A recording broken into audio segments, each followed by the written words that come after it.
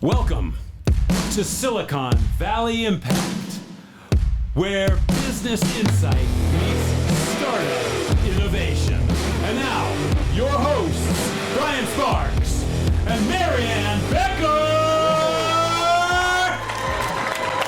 All right. Marianne, welcome to the studio. Brian, great job. We have a full house today.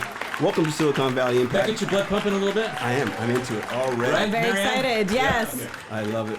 I'm your host, Brian Sparks. The purpose of this show is to have honest conversations about what it takes to build great businesses and communities so that you can make an impact in your own.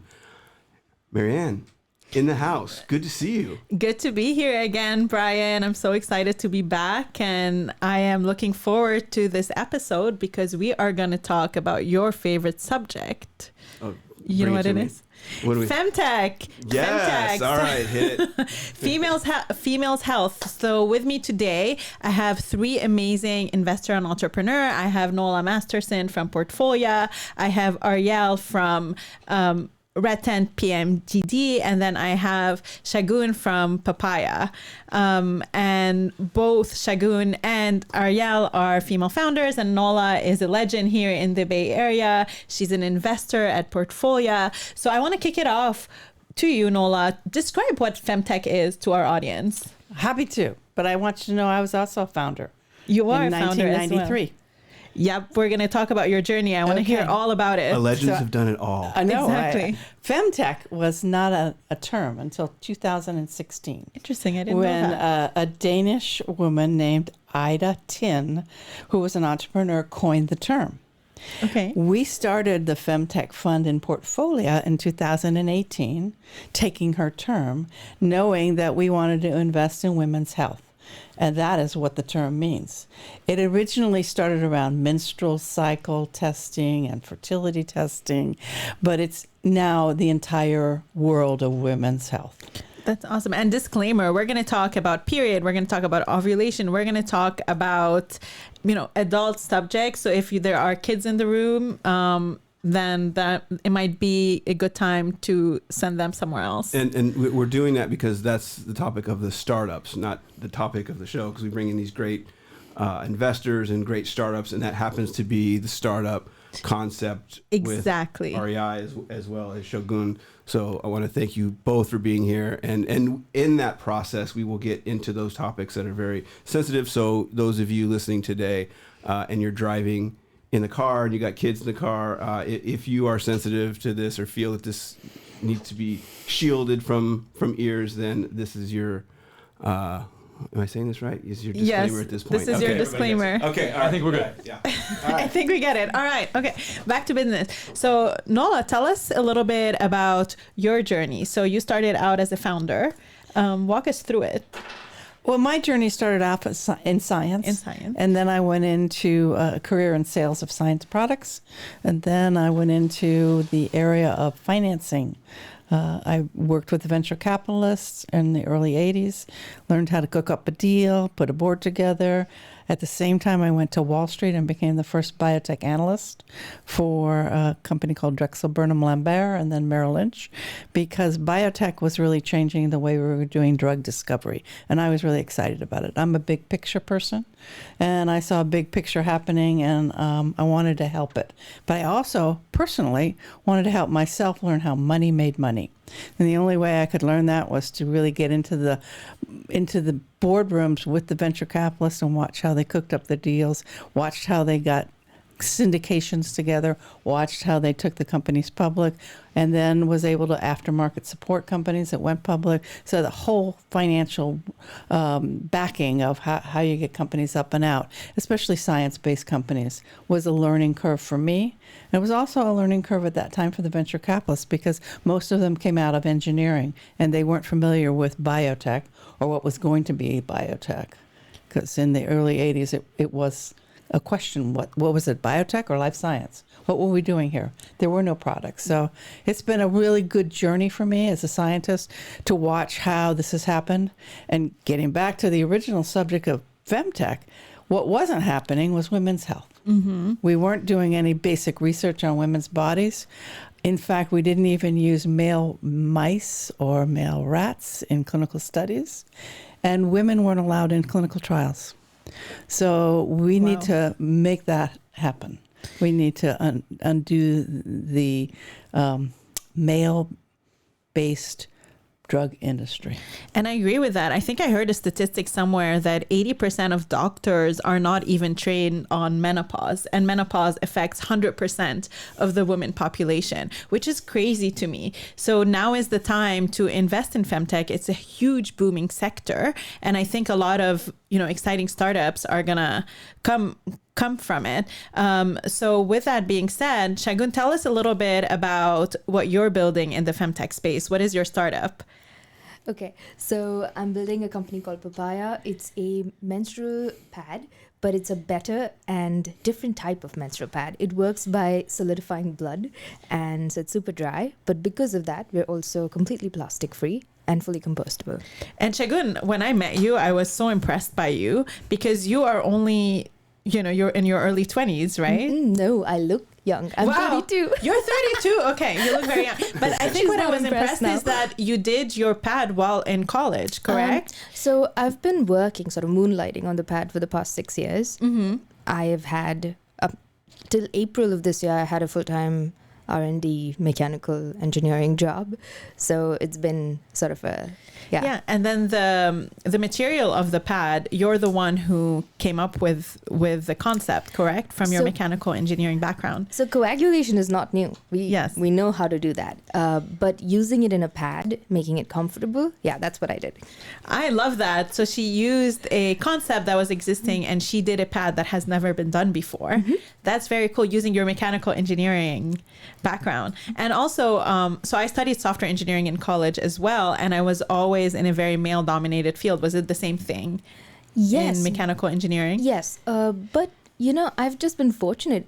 I have worked mostly in all-male teams, and it's never been very apparent to me that I am being treated any different or anything. So to me, it's like almost an afterthought. Yes, it is an all-male team, but it doesn't, it's just been good. It's been good. Okay, awesome. Well, glad to hear. And also, just looking at this room, I love how diverse we are. And then Brian, thank you for having us and talking about female health. We need more allies in that industry to really, give more support to the subject and to females building in women's health. Awesome. So Nola, back to you. So you are now an investor at Portfolia. What do you like most about being an investor in the women's health space? Well, I get to see cool companies and meet really interesting CEOs. And I've been doing this for 40 years, looking at deals and helping startups. And so it's kind of like mother's milk, it keeps me engaged. I enjoy the process of what I call birthing babies and then helping them grow up. Each small company is one of my babies. And so I find it a very maternally satisfying career. That's awesome because you get to impact those companies and help them grow. Yeah. In terms of women's health, what are some of the trends that you're seeing now happening? Well, we're looking at the causes for menopause, and really the basic science needs to be done because it hasn't been done. So we're investing in companies like Genève, which recently got acquired to help people go through that journey because, everybody does it, but yet we haven't done a lot of statistical testing. We don't know about hormone cycling. We don't test women for their hormones. We really don't know about our own bodies. It's like the deep blue ocean. We haven't gone there yet. So a lot of what we're looking at are ways to collect data. Because as you know, data is the new oil, and we need the data, and the data is going to come from women. It's not going to come from any place else. So we're investing in applications that help women test for their hormones and then own their own data. We're looking at how to help fertility happen, because not only is it part of a woman's journey, but men want to have families also. So we invested in a company called Inherent Bioscience, which is testing the epigenomics of sperm. Wow. Because sperm has never been analyzed in the genomic way. And now we're able to do that and see if it's methylated, because that makes a big difference whether it's going to be a fertilizable sperm. And, it's just amazing to me that we've always focused on the women's side of pregnancy, but the men are half of the problem with the infertility issues that we have today. That's awesome to see that, at least there are some science experiments being done on these subjects. Like fertility affects everybody, menopause affects everyone. So for a woman now, let's say she is starting her own femtech startup, and there's not that many investors investing in femtech. What is some of the advice that you would give her? Keep it small, keep it simple, get as much government grant money as you can.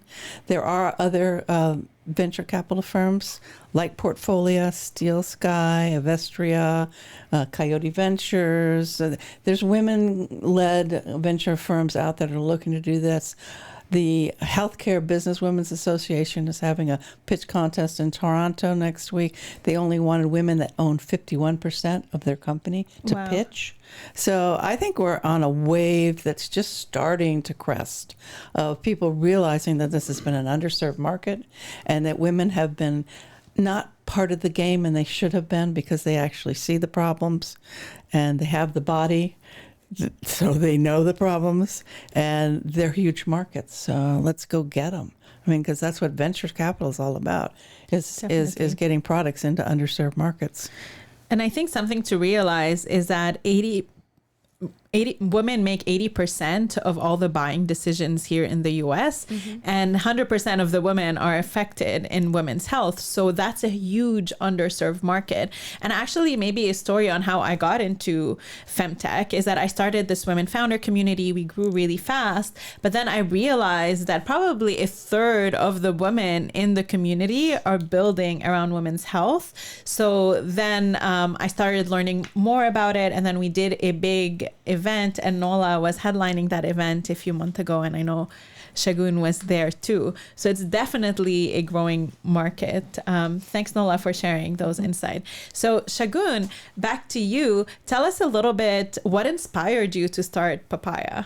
Oh, I had no intention of starting a company. Okay. I just wanted to make a better product, find a better product for myself. I fell in love actually with a menstrual cup. It's reusable. I thought it's the best thing ever. I told everyone about it, my family, my friends. And I realized it's not for everyone. I could not get a lot of people to try it.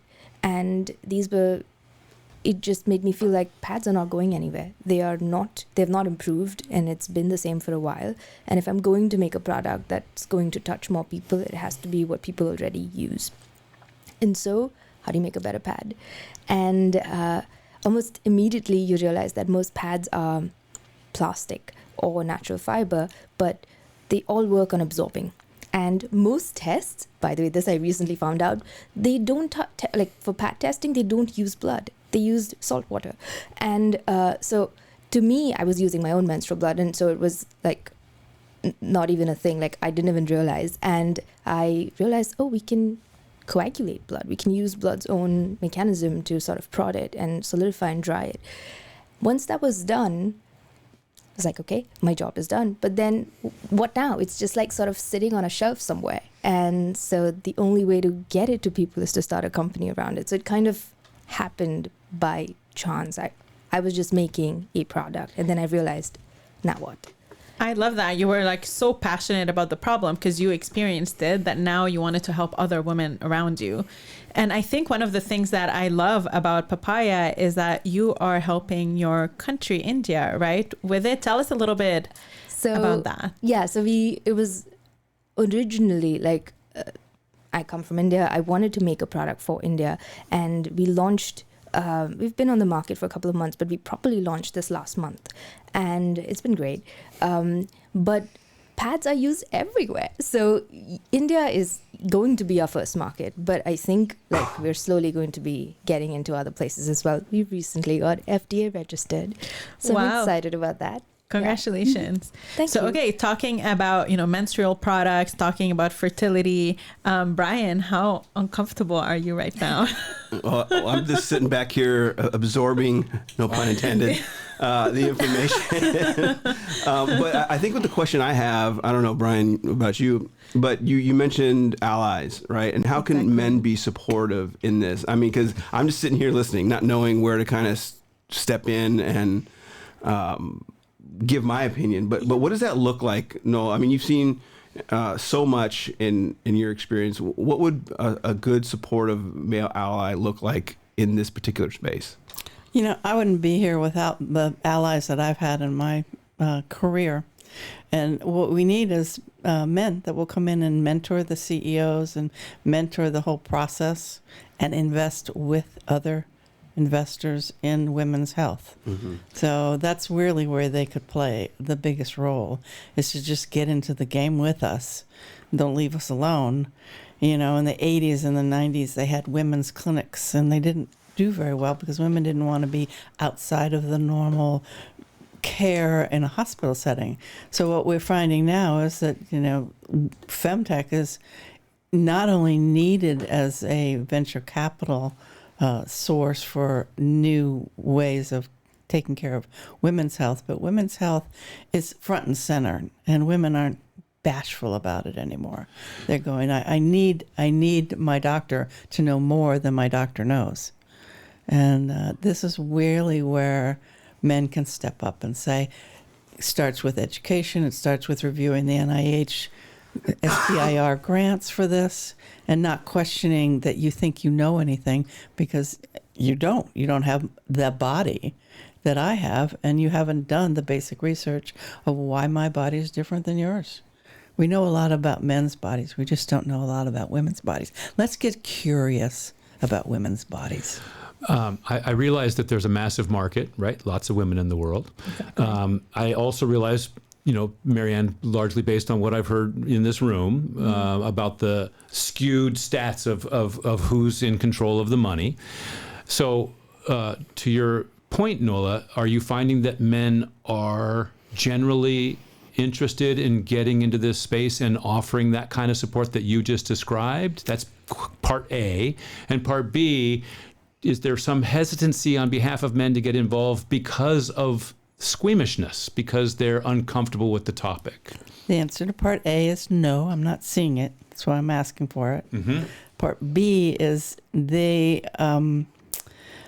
hasn't been, while we're creating virtual companies and women's health companies, I'm not seeing a lot of venture capital coming in to support that. So Yeah, I haven't really seen that either. I mean, so I was head of engineering at an e-commerce store, and we were selling women's jewelry, and then even pitching that to investors made them uncomfortable, because they're like, okay, well, we don't understand anything about, not male jewelry, women jewelry.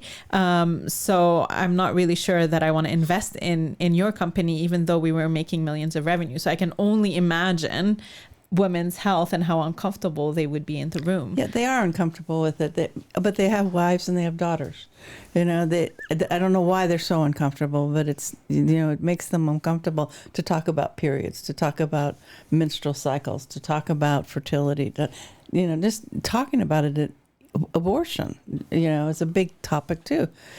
So we need to make it a safe space for men to come in and feel comfortable solving the problem with us. Mm-hmm. Ariel, you're shaking your head. You're in big agreement. Go ahead and introduce yourself. Yes. We don't want to make sure we forgot about tell you, but introduce yourself and then tell us what is grabbing you about what Nola's talking about. Yeah, so my name is Ariel Watson. My company is called Red Tent PMDD. It serves and focuses on the women who suffer from a women's health disorder called PMDD. It stands for premenstrual dysphoric disorder, and typically takes about 12 years to get diagnosed, and you're commonly misdiagnosed 4 times in the process. We are working right now to create an app, and we're in development, which we plan to launch at the end of December, and it will be 5 components. awareness, education, community, resources, and research, because those are all the things missing in women's health sector.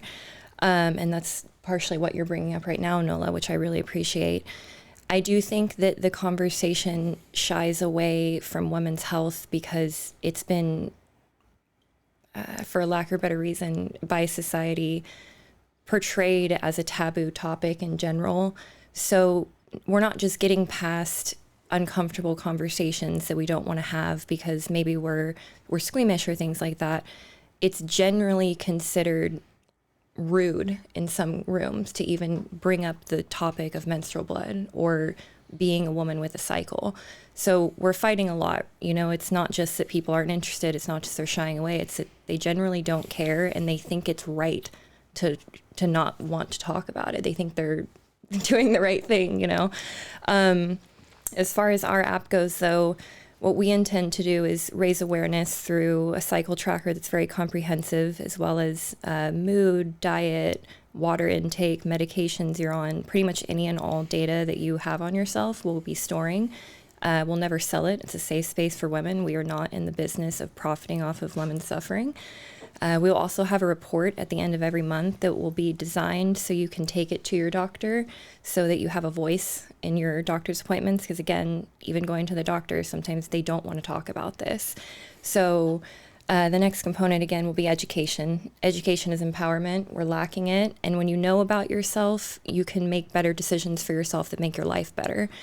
Community will be there. We'll have a group chat because I actually personally have the disorder PMDD. I've been dealing with it since I was 16 years old, and I'm 34 now. If I didn't have the Facebook groups that existed that had the community centers where I was able to read and be validated and understood, believed and seen and heard, I don't know how I would be right now. So that's a major component for us. The resources, we're lacking resources. If we don't understand what's going on, we have no research and no education. We certainly have no resources. So, we intend to create a comprehensive, immediate and long-term support group or support resources.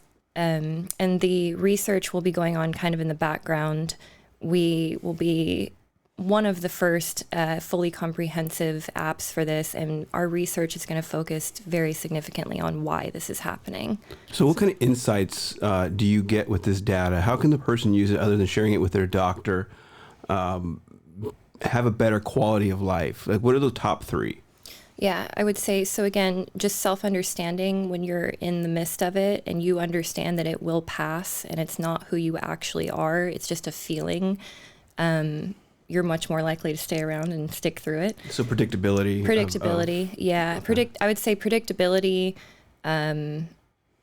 support, and overall just education on the matter. Yeah. And I think you bring in a good subject, right? Which is being believed as a woman when you go through women. And I want to talk a little bit, all three of you, so a little bit about me. So my first child, after I gave birth, I was in a lot of pain for 8 weeks after giving birth. And I knew that something was wrong. I couldn't stand up. I couldn't barely sit down. I could not lay down. And then I went to multiple doctors and they did not believe me. They said that it was normal. It's all in my head, until one day I couldn't take it anymore and took myself to the ER to find out that I had an infection.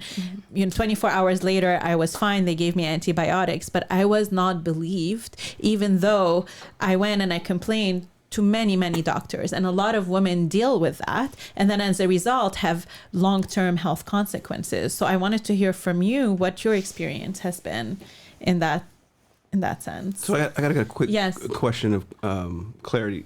So there's the physiological effects of this where the body is actually infected. Exactly. Right? And then what you were being told is from the doctor, no, this is normal postpartum. You just don't. So does this data, Ariel, provide that insight? So you know specifically whether or not this is just a natural, and again, forgive me for my naivety, natural cycle of moods during a particular phase in your life, or if there's an actual infection. Because I think in the example you give, Marian, That's huge. That's a huge misdiagnosis. Exactly. So is there that distinction within this data? Yeah, so that's what we're trying to do. So right now there's certain criteria that need to be updated, in my opinion. They're not fully comprehensive because, again, until 1993, women were not required to be in medical research. So that's what created this gender research gap. Thank you. Yeah, that we see today. It was created by neglect, by not believing us, and by not listening to us. So our data, yes, we're trying to find insights into a sense of quote unquote normal PMS, and then severe PMS, and then PMDD. We're trying to distinguish between the three. That can be hard to do, but it's pretty significant what you deal with PMDD. And if you meet the criteria, which we are actually working to improve. And I might have missed it, but PMDD is it stands for premenstrual dysphoric disorder. So tell us a bit more about that. Yeah. So, it's controversial and it's hard to speak absolute truth. So I want to, start with that because it's still under researched. But PMDD typically you have 4 phases of your menstrual cycle. And you have the luteal phase just before you start menstruating. Then you have menstruation. Then you have follicular, and then ovulation. Mm-hmm. So just after ovulation, you start to feel severe depression, anxiety, and up to 70% of the women experience, and this is a trigger warning for mental health, suicidal ideation. It actually has a 50% higher rate of suicide than your common suicide rate studied in mental health currently from other disorders.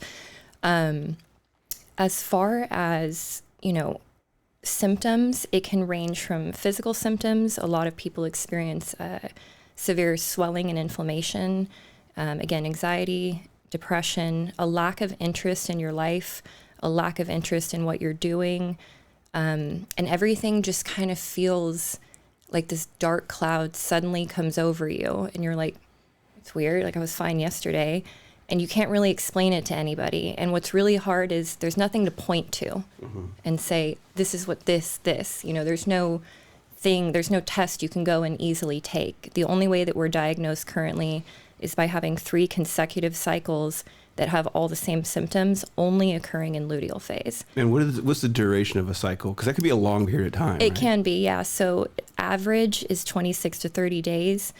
It varies for women. The thing is, the problem with that current way of diagnosing is that you're relying on the user themselves when they're not feeling good to collect their own data. So they're, again, self-reliant. And outside of that, they're not really taking into account that we don't test for our hormones. So I myself can say, and validate hopefully for others, that I've experienced PMDD symptoms even outside of the luteal phase. They're just different. So I think that that's part of the reason we're getting misdiagnosed is we don't even know how to properly diagnose women yet. So what we want to do is get insights on when is this happening? How is this happening? How often? At what point in your cycle do we need to update the criteria for how you get diagnosed? Is this why we're all getting misdiagnosed so often? It's a loaded subject. So do you think with this information, with this insight about yourself, it's almost like data, it's your own, psychologist with you with this information, because you normalize these cycles. You're not like, oh, there's something wrong with me. You're not compounding it with thoughts, right? It sounds like once you have this insight, like, okay, during this time or even during this phase, and that's another question I had. Marianne's example was a postpartum issue. Can it identify one-offs where you wouldn't need the cycles to gather that data? It would be flagged as an outlier where you could see it's an infection. Yes. Or no, there's something else going on. Like you could be pregnant, right? There could be a number of things. Can it identify those things? Yeah. So, with this comprehensive cycle tracking that we'll be doing, we should, if someone is pregnant, we'll know quickly. So that would be, you wouldn't actually experience PMDD symptoms during pregnancy. Also, what we hope to do is give some insights further into what causes menopause and periomenopause. And as women with PMDD go into those that's going to be a completely different topic. Go ahead, Shagun, please. No, I think what you're trying to ask is there a clinical, like, is something physically wrong in the body? And I think we just don't know. Oh, yeah. Oh, that's, Exactly. yeah. We don't have the answer to that yet. We don't have enough data or information. What we need to do, Brian, is to get data, which is what her app is supposed to do. Yeah. In the same way that people are wearing oral rings Yes. and Apollo Neuro bands to, get the data to help them sleep better. And once they get it, they, realize that glass of alcohol, whether it was a beer or a glass of wine, really impacts your sleep. So maybe they'll make a different choice. But what we don't have in women's bodies and fem health is, where's my hormone level now? Where is my estrogen, where's my testosterone, and where's my progesterone? Where are those levels now in this day at this time? It'd be great if we had an oral ring that could do estrogen and progesterone and testosterone testing. I would love that.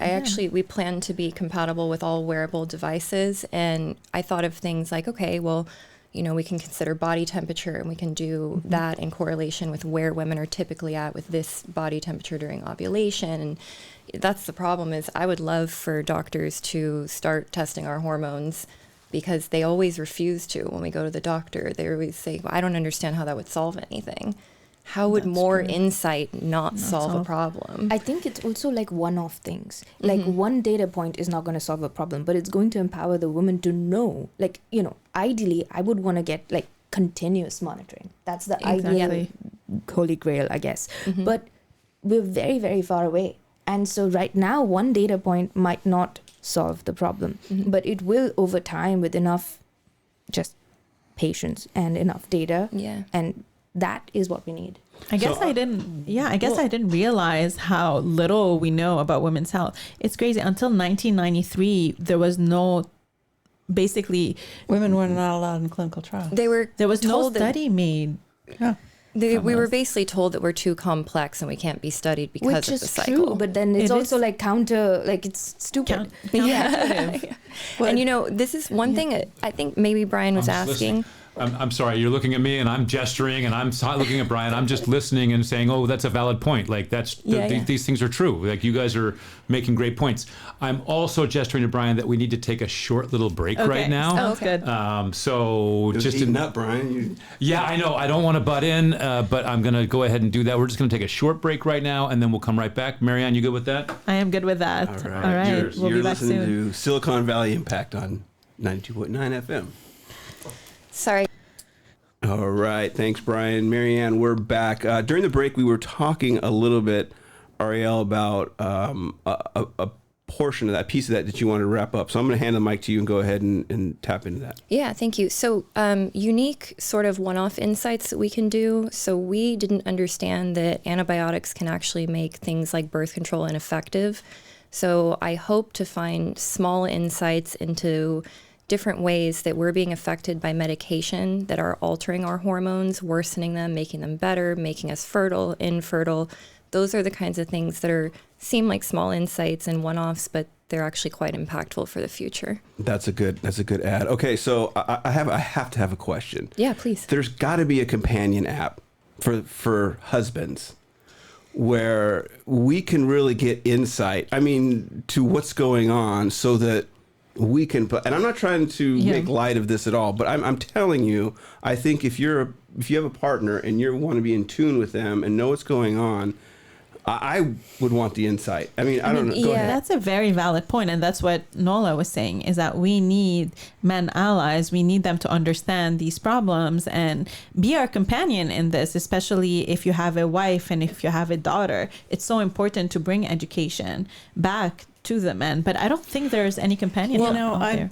We're looking at a deal called March Health, which is started by a man because his wife couldn't get pregnant and they lost a couple of babies and it was painful for him. So he's taken his idea of getting a lot of data around women's health and putting it into NVIDIA and doing some really good research on it. That's the kind of help we need, is really to have someone that is smart enough to create an app and a device that would test hormones. Because our hormones are so much more delicate and more cycling than men's hormones. That's what makes us women. That's why we need to test for that, because we've done all of our testing on men. We know a lot more about testosterone than we know about estrogen and progesterone. So it seems to me like we need more research into biotech companies that are studying women. Are you seeing a trend that's increasing, or has it stayed flat during the years? No, it's increasing. I'm encouraged by what I'm seeing. I'm encouraged by what's coming to the fore. I'm encouraged that the use of menstrual blood could also be used for diagnosis of endometriosis, uterine fibroids, a lot of things that, we're throwing away the pads, we're throwing away the cups. In other civilizations, that this is precious commodity. It's used, in a lot of different settings for health and healing. And I'm noticing in the room that energy this is a good topic, because there's 6 of us in the room, and Brian's trying to get on the mic. Shagun, I saw you try to, you had a thought top of mind. So Shagun, I want to go back to you. Wherever we go with this, go ahead, because you had something top of mind. Then Brian, I want you to ask your question. All right. Yeah, so I just wanted to add, my sister has PMDD, and recently she called and she's like, I just wish I could communicate to her partner that this is what I'm going through, this is the support I need, because she uses the words, but the person doesn't understand them. He doesn't have the language or the dictionary to figure out, well, how do I support you? I want to, but I don't know how. So to your point, I think that would be nice. I think people also want it to some degree. No, there's a lot of push for it actually in our focus groups. We plan to do that. It's quite a sensitive topic because some women have showed fear of like domestic violence and other issues when men understand that they're more vulnerable. So it's women's health is so complex. I understand why they shied away from it, but luckily we're here and we're not scared of it and we're going to solve it. So, but and having I'm so sorry. Yeah, go ahead. I'm just going to say, and I love that you are solving it, and then you went into that field to start your company. So I wanted to ask you, as founders in the femtech space, what is some of the biggest challenge that you're encountering? Because it's a new space, right? There's not a lot of support out there. So what is kind of the biggest challenge you encountered? I would say funding is number one, to be honest. You can't make anything go without money, unfortunately, and that's the reality. So we're all scrambling to pull together and do the absolute best we can and deliver a meaningful product with very little money, which is very hard to do. And that's, in general, like women receive less than 2% of the funding. Mm-hmm. So, and I'm imagining femtech is even a lesser number. So maybe, Nola, as an investor, what are some advice you would give to women fundraising? How do they pitch it? How do they position it? Do they go after male investor, or do they just focus on women investor for now? Well, you have to go after everything. You have to talk to 100 different investors to get somebody that's going to. And you can't be shy, and you can't take no for personally. It can't be a personal thing for you. It has to be, it's a numbers game. And the SBIR and the NIH funding has to get on board. Mm-hmm. I did a study of the last 20 years of the funding for women's health, and it's 20% below every year what they do for men. Oh my God. Consistently. I've had a lot of people suggest, government grants and different things, and by all means, it's an excellent way to go about it, and it gives a lot of credibility as well. However, again, it's just a catch-22 because they're funding men's, I think, Viagra got more funding than... It is a problem in science, basically, because the reviewers are men. Exactly. And they, I watched a company we just invested in called Hera get turned down by the SBIR men reviewers because it disagreed with the premise of how endometriosis starts.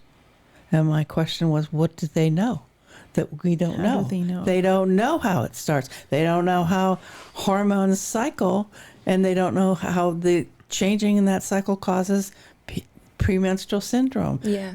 They don't know anything, and yet they're in charge of giving government grant money out to investigators. And that's a big problem that I've been hearing, is that we have so little data when it comes to women's health that we can't even talk about it, or how many people are affected, because we just don't know. So that makes it even harder. It's like starting from below ground zero. Exactly. It's below ground zero. You don't even have the data to support it. Yeah. But back to you, Shagun. What are some of the challenges that you've experienced in building Papaya? So thankfully for me, Papaya is menstrual products are existing businesses. So it's easier to explain. So at least as a business, it's an easier thing to explain. But in general, funding, yes, that's one. But also, a lot of people are like consumer. It's a direct-to-consumer physical product. They don't want to touch it. Most people want to touch apps or digital stuff, or if it's physical and if it's direct to consumer, you're very risky. And to me, it's frustrating because, well, how do you think the world works? You eat food, you buy things. Like, you don't live virtually. So that's the frustration, and that. Yeah. And then every single woman needs to buy menstrual product almost every month without any, questions asked. I mean, yes, so you can't. That's a huge market. Yes. And you can't app your way through actual products. I don't know what people expect. So that is a ongoing frustration. And I don't think that's specific to Femtech. This is just specific to everybody building in hardware or any kind of physical product. And actually, the way that we met is that I saw Shagun on stage pitching at a pitch competition. Yes. And it was the first time I see a Femtech product being pitched. All the other pitch were not very memorable, but then she started talking about menstrual product. I'm like, wow, this lady has courage. She's on stage with probably an audience of 80% men founders and VC, and she is pitching her startup with confidence. So is there a difference in the way that a Femtech company is pitched versus traditional SaaS, or I guess I would look towards Shagun, your experience, and then Nola, your experience. Is there a little bit more of an educational component within the pitch? Yeah. Right? There's always that traditional user experience, right? But is this additional layer of insight that's needed? Go ahead. May Ariel. I actually? Yeah. So I've actually struggled with this, and I'm really glad you brought that up. So I created a pitch deck, and I had to create multiple different ones for multiple different people. I had to create ones for men and ones for women. Reason being, women read more. Men don't want to read it. They want to know, okay, when am I going to make money? How fast? Okay, what's your point? And I'm like, well, actually, there's a little bit of reading that goes into this. I'm sorry. So I've been told by men multiple times, you need less words. This is too much. This is too emotional. This is too much. And I'm like, well, if you can't read, you probably should invest in my company. So I'm not going to remove these, the two sentences that explains the behind and the why. I think that's the thing, is they keep saying, well, women are really focused on the social impact and the why, but they don't understand that quite commonly we're actually interested in investment, creating revenue, and solving problems. So I think they get kind of discouraged when they see this big societal problem and us focusing on the why is it happening. Who's I would say male investors. Yeah, male investors, male engineers, male founders. They've all I want to go around the this to horn me. on that question, right? I mean, go to all of everyone here, because again, I think communication is huge. Definitely. How you communicate what you're doing, why you're doing it, who's it impacting, is so fascinating to me. And if we as investors, or even our audience who is, founders, can learn on how to communicate these subjects, maybe there's a little shift in the connection. So, Nola, I want to go back to you. Do you think there's I don't want to say, I stopped short of saying different, I don't know, but is there another strategy in terms of pitching Femtech or a startup like these two ladies have? Is there a difference? The main thing that I want to see when I see a pitch is the big problem that they're trying to solve, and then how they're going to solve it. And it goes back to the nail it and scale it principle. Of nail the problem, give me the solution, and then how do you scale it? Where's the market fit and how you scale that? Because that goes men want to know that too. They want to know, what's the problem, how are you going to fix it, and how am I going to make money around it? That's the money making part of venture capital. The other part is the impact. Who's it impacting? In the femtech space, it's always going to impact women more than men, which is why the audience should be more attuned to, getting money into femtech funds like ours so that they can invest in this space. Because I can tell you that most of the venture capital firms don't have an allocation for femtech. They thought it was too small of a market. They wouldn't make enough money. So they don't even allocate to that. They don't even enjoy the experience of listening to the entrepreneur's pitch. Wow. So that's a huge hole. So even if women want to invest in that, they don't really have a lot of option to invest in, but that's when Portfolia comes in. Yeah. Right. And that's exactly why Portfolia is a good place to put a small amount of money to make a bigger impact, because we're not asking for $250,000 and then you won't see what you're doing. It's a $10,000 ask. You get that goes into 10 to 12 deals, and you get to see the entrepreneur's pitch. So we have about 1,400 LPs, and once they see the companies that we invest in, they're all part of the promotion of that and saying this is a good company, and just getting exposed to our LPs is good, whether we invest or not, because we're raising the bar for women in the femtech space to see that there are products and women out there that are helping bridge this humongous gap between what we know and what we don't know. And I love that women are coming together to fund women. We should have more of that. So maybe tell us a little bit about the market for femtech. How big is the market? Because I heard that it's a huge opportunity right now. Well, they promote that it's $50 billion in 2025. $50 billion by 2025. Yep. Yeah. Huge. $50 billion, and it's mostly untapped. So there's a lot of really exciting opportunities to invest in it. Tons of areas, urinary incontinence, mental health, which is what you're really talking about, Ariel, is so underserved in so many areas. And, we don't really know how somebody feels. Mm-hmm. We can tell you what your blood work looks like, but that's not telling me how you feel. Yeah. And that whole component of science hasn't been done. Exactly. Hasn't been done. So it's true. There's a lot of, underserved markets out there, but I want to shift the conversation a little bit about what are you excited about next in Portfolia? What are some of the things that what are you looking forward to? One of the things we're excited about is we've invested in a company called First Choice, which is a product for men, which is a birth control pill that is non-hormonal, and it's reversible if you stop taking the pill. So it's time for men to take control of their part in birth control. Birth control for men. That is very interesting. Isn't that an exciting? That is Wouldn't exciting. It be nice if you take the pill? Nice. Brian, how would you feel about that? How would you feel? I can tell everyone in the studio is now looking at us to be the spokespeople for men, which I don't think either one of us is ready to do. But I also think that it's going to need to come with some added enticement other than just birth control for men. It maybe needs to come with some extra incentive, because I think this topic, traditionally or historically so far, when it lands on men's side, they are highly resistant. They need more incentive. There's something that is lacking on the incentive side for them to be the ones to do what needs to get done in order to do a routine birth control method, to practice a routine birth control method. That's my understanding of the marketplace. I don't know that. I don't have any stats to back that up.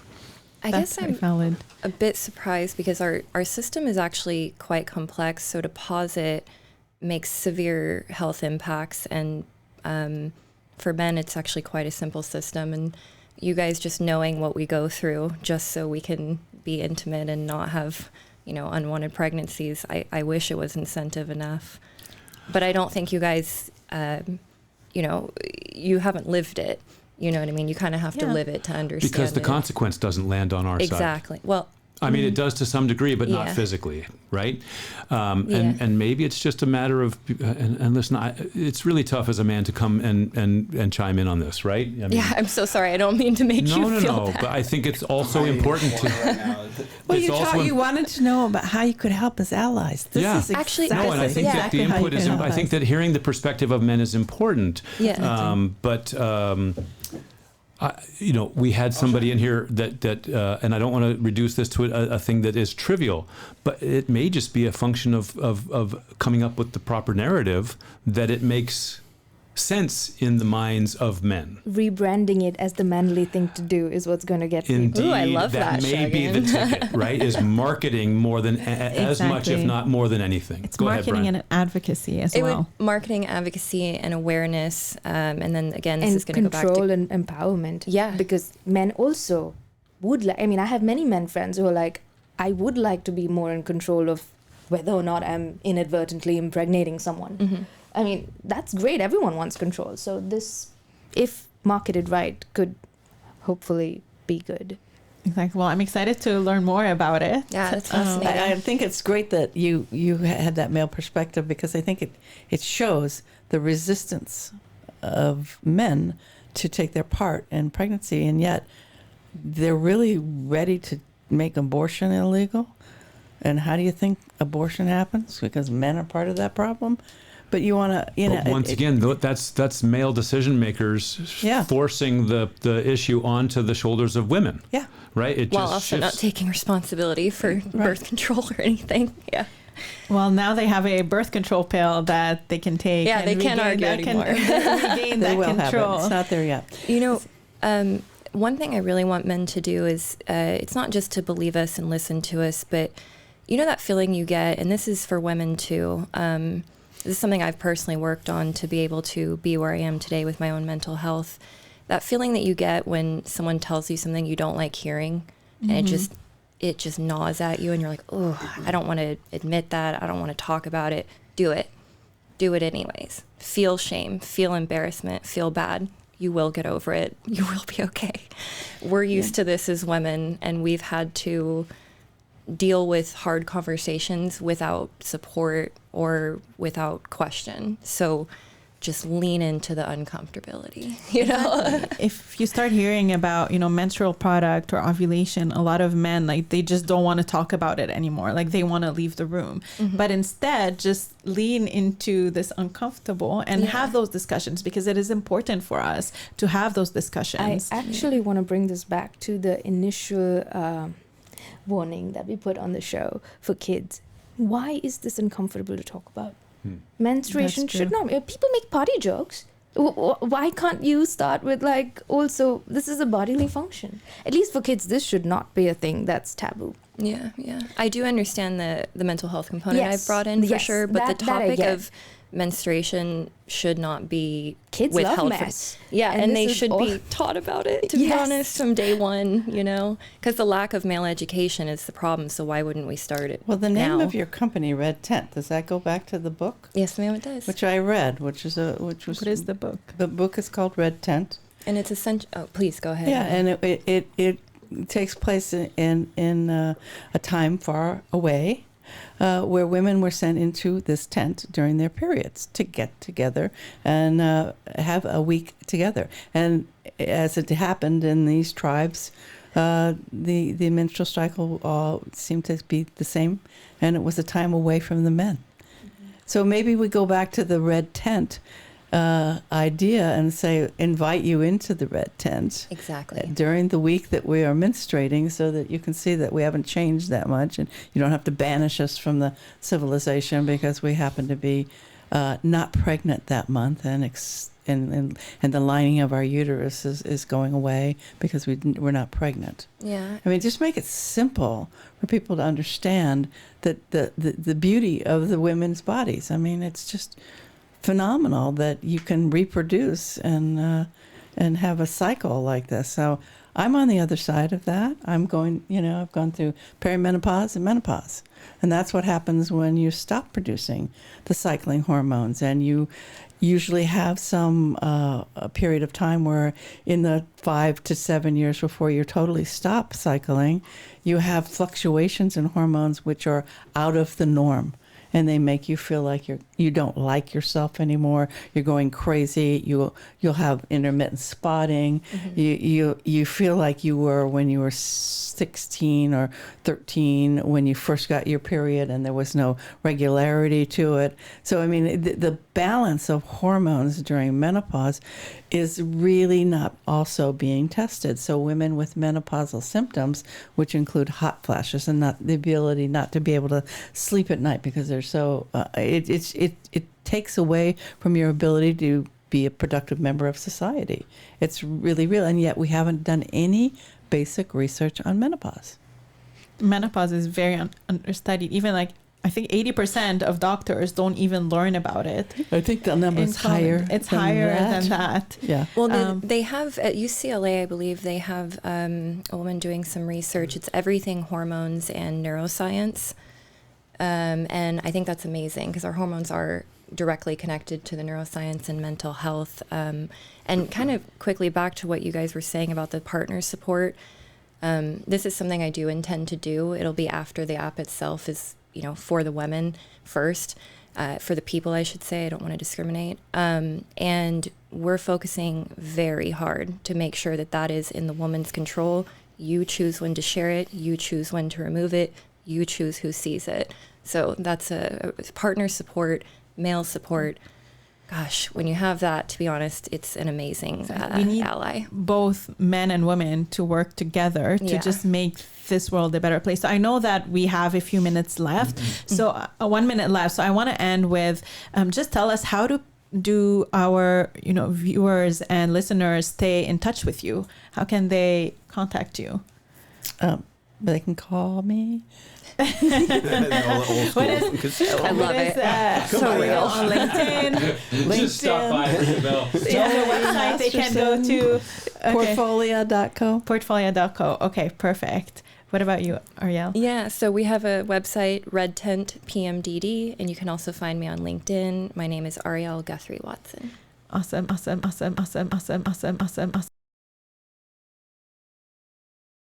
Mail shagun.maheshwari@papaya.com. All right. And Marianne, how people connect with you? I think on LinkedIn, marianbekkar.com. And then if you are a women founder and you want to join our community, it's womenfounders.com. We have a huge femtech community that you're welcome to join and support. Can I say badass on the radio?